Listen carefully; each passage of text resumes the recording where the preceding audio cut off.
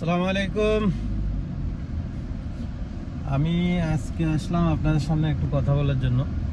সেই বিষয়টা হচ্ছে বাংলাদেশের ক্রিকেট নিয়ে।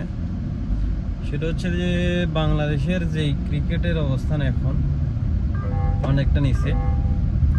সো আমার মনে হয় বাংলাদেশকে এখন পাকিস্তানের পথেই হাঁটতে হবে।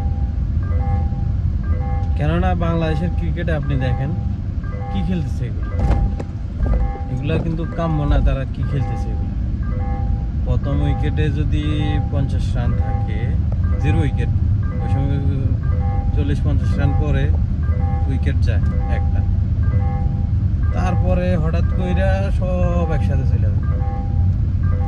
ওই ক্ষেত্রে ওই ক্রিকেটটাকে যদি উন্নত করতে হয় তাহলে আমার মনে হয় যে পাকিস্তানের মতো প্লেয়ার কিছু বাদ দিয়ে দিতে হইব, নতুন কইরা প্লেয়ার তৈরি কইরা ওই প্লেয়ারগুলারে ওইখানে খেলাইতে হবে, তারপরে যাইয়া বাংলাদেশ টিম কিছু একটা করতে পারবে, এর আগে না।